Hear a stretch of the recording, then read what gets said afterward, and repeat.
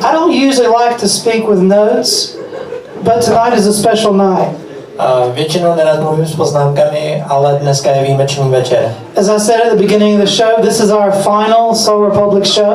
Jak jsem říkal už v úvodu, tak tohle je naše poslední Soul Republic show. It's hard to believe that it's finally it. A je těžko věřitelný, že už je to poslední.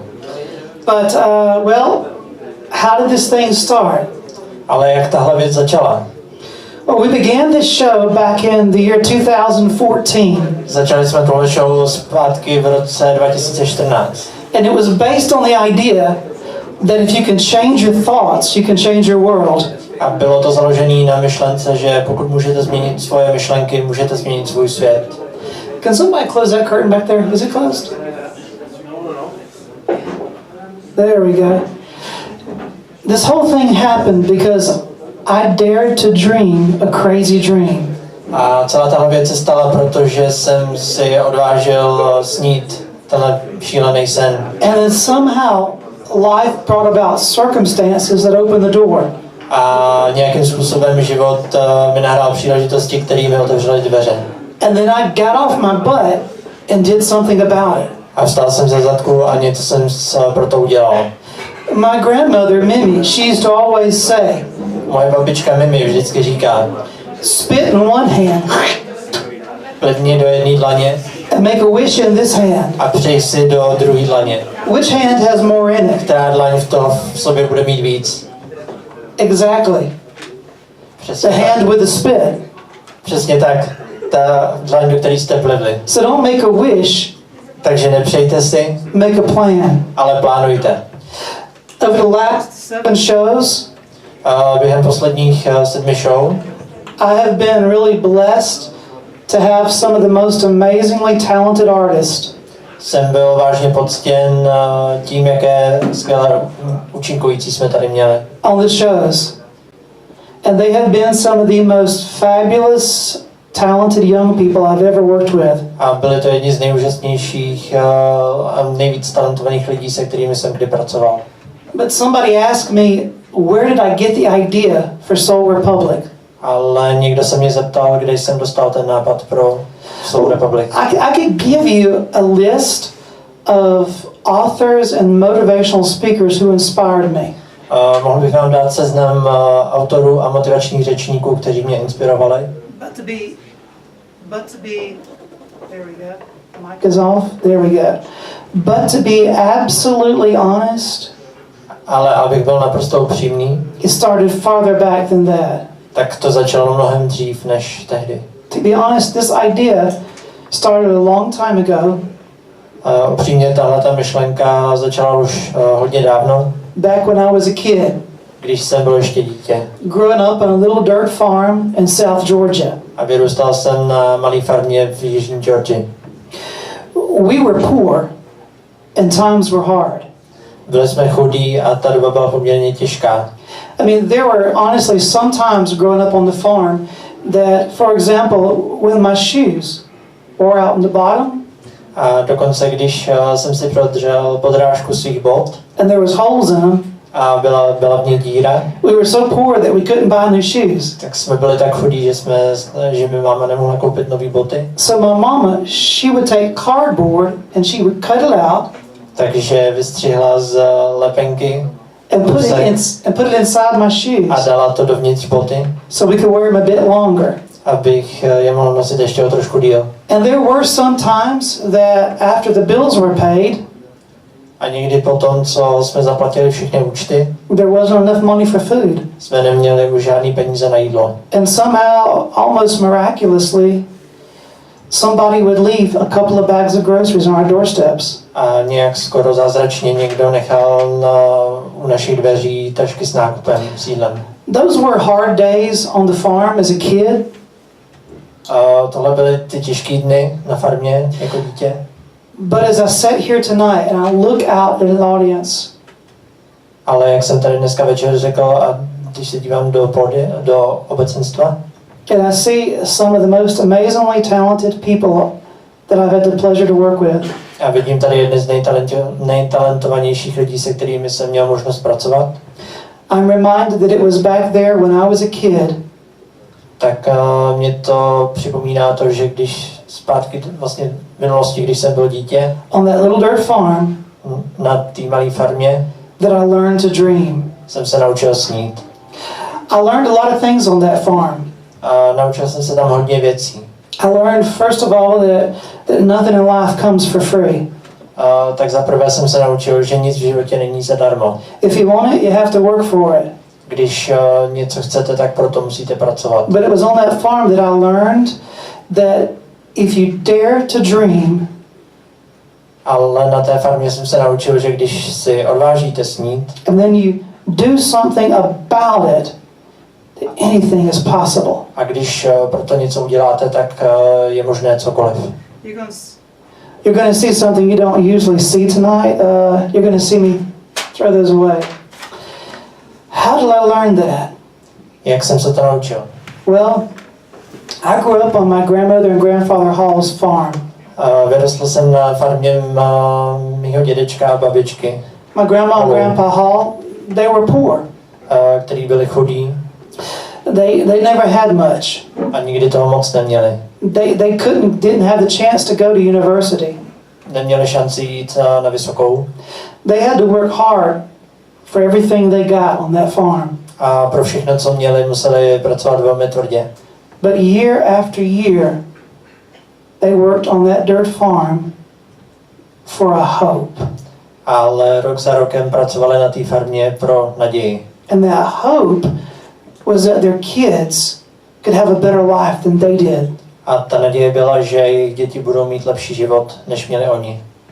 Well, it happened.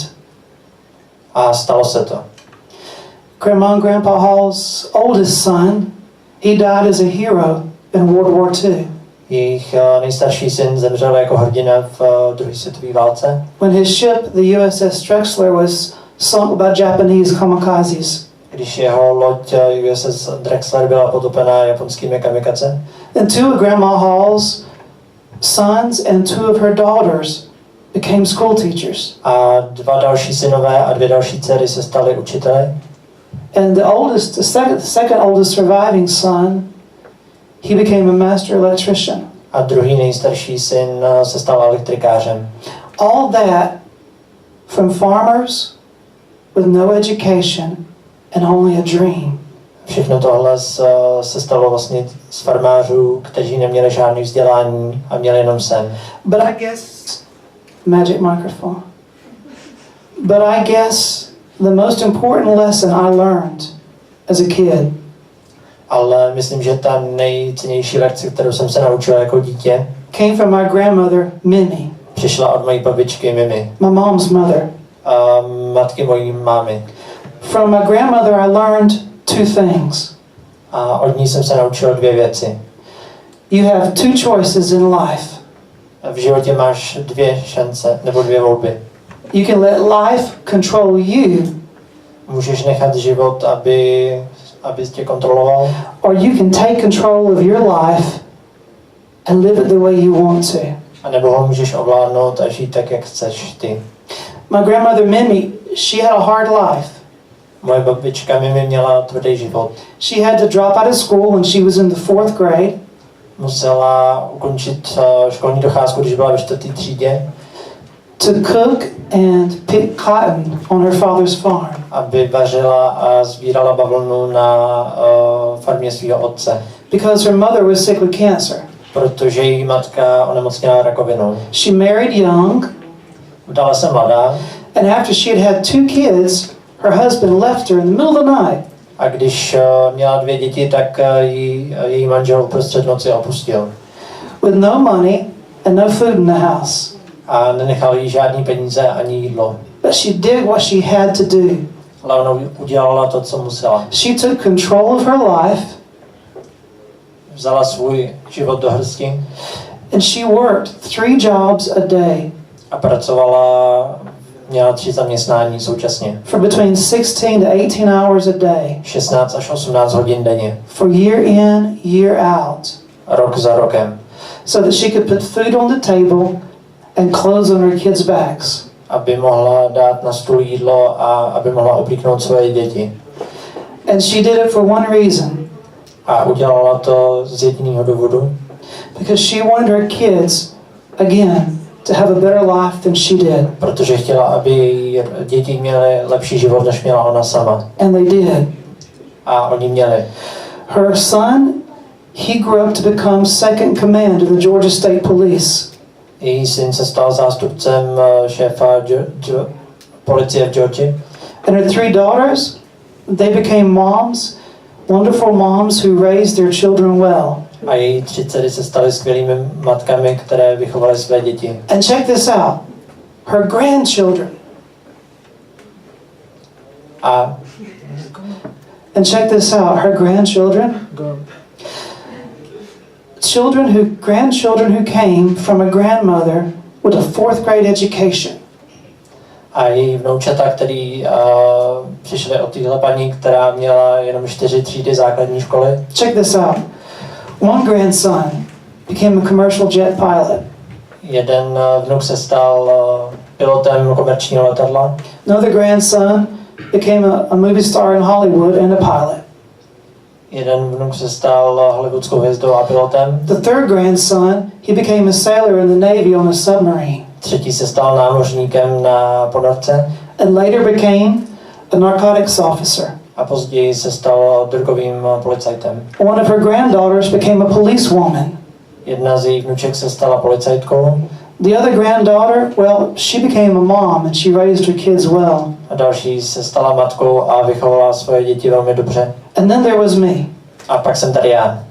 All of this from a woman who was left at the age of 18 with 2 kids in the house and no money and no food. Všechno tohle vlastně vzešlo z té ženy, která v 18 letech měla 2 děti, manžel ji opustila, neměla žádné jídlo ani oblečení. And that's my grandmother Minnie. A to je moje babička Mimi. She's 92 years old now. Teď už je 92. And she's still living life on her own terms. A pořád si žije tak, jak chce. How would you say it? To be honest, she's been like my best friend for as far back as I can remember. A je mým nejlepším přítelem už od dávna. She was 46 when I was born. Bylo jí 46, když jsem se narodil. She was a hot grandma. Byla to sexy babička. We have a film of her wearing a hot banana yellow miniskirt. Máme ji nafilmovanou, jak nosila žlutou minisukni. Push-up bra. Pušapku. Bart Simpson hairdo. Marge Simpson, no? Marge Simpson hairdo. Yeah. Účes Marge Simpsonový. And the glasses. A brýle. But that wasn't my grandma. Ale to byla moje babička.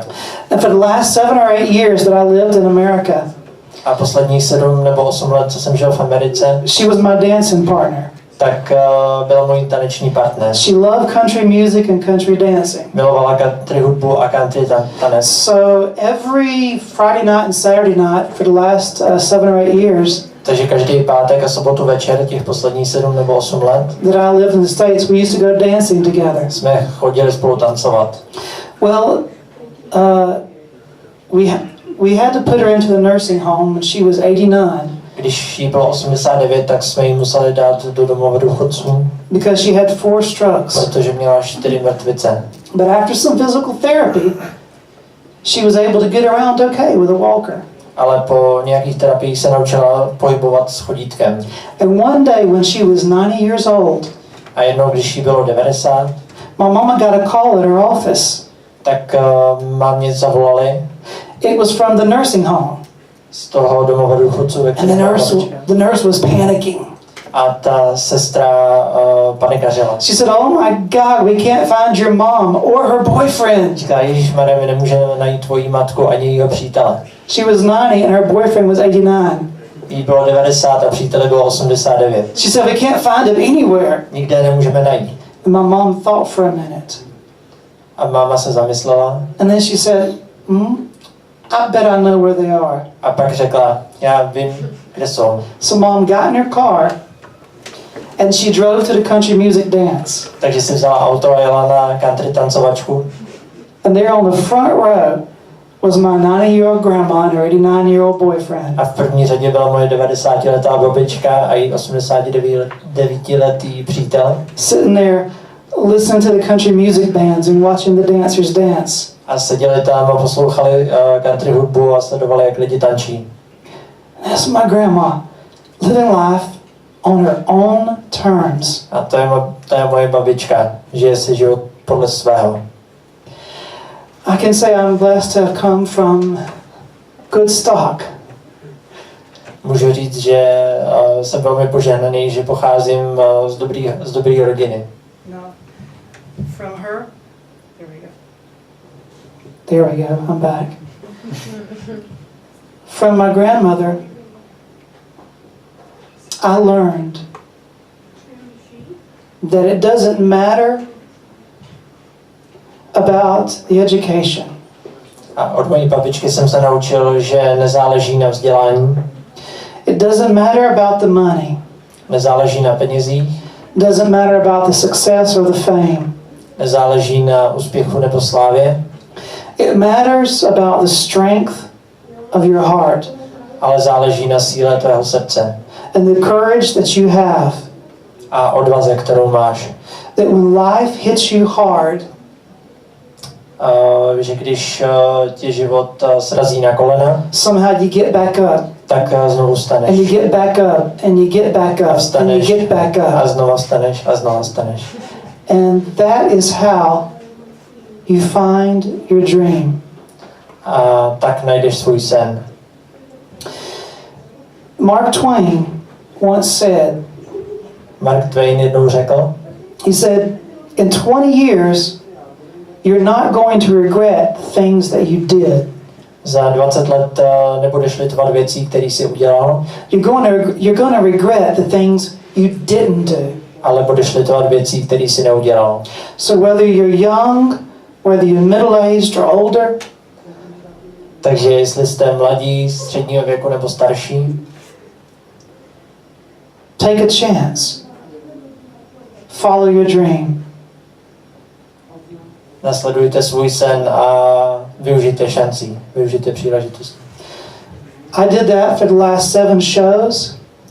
To jsem dělal po všech 7 show And now it's time for me to say goodbye.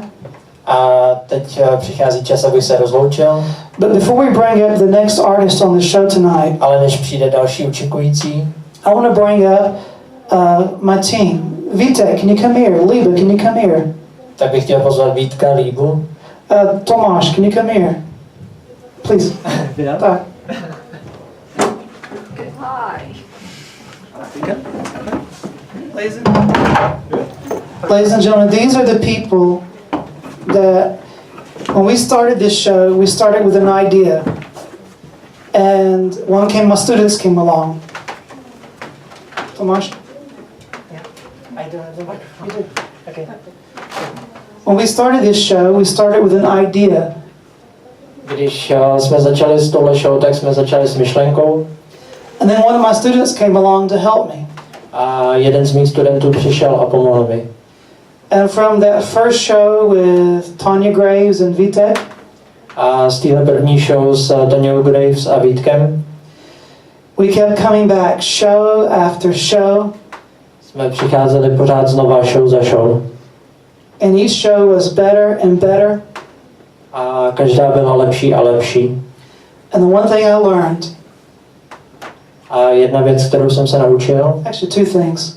vlastně 2 věci jsem se naučil. First of all, I learned about the value of friends and teammates who will stick by you. Tak zaprvé jsem se naučil o hodnotě lidí a přátel, kteří s vámi kteří stojí vedle vás. And the second thing is, I learned that this country that I now call my home A druhá věc, kterou jsem se naučil, že tahle země, která je dneska mým domovem, has some of the most amazing potential in its young people. má spoustu potenciálu v mladých lidech. And in about 2 years' time, I will be making the step A tak během 2 následujících let učiním krok, to apply for české občanství. abych požádal o české občanství. Kde domov můj, tady domov můj. Ladies and gentlemen, the solo public team, Tomáš, Líbek, and Vítek. Thank you so much.